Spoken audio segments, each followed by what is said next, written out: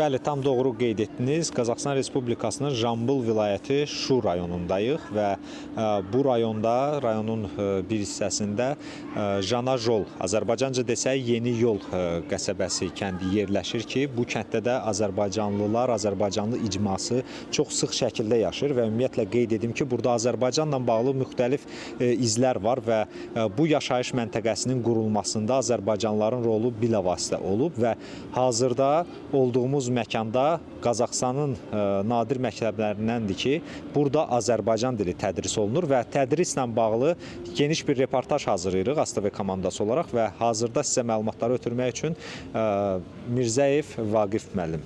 Vaqif müəllim, direktor müavini çalışırsınız burada. Ümumiyyətlə, məktəbdə tədris proqramından bağlı bizə zəhmət olmasa məlumat verin. Nə qədər şagirdiniz var, onlardan neçəsi Azərbaycanlıdır və Azərbaycan dilinin tədrisi ilə bağlı bizə təfərrüatları zəhmət olmasa. Əlbəttə, sağ olun. Bizim məktəbimizdə bu günün özündə 567 uşaq şagird deməli oxuyur. Onun 45%-i Azərbaycanlı uşaqlardır.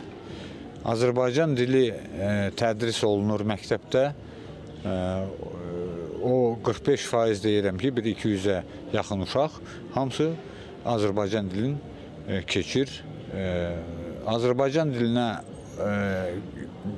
ondan söhbət eləsək, 16 saat verilibdir oxumaq üçün, onun 8 saatı Azərbaycan dilidir. Həftəsinə 2 dəfə dərs verilir. Biri birinci gündür, biri də 4-cü günü.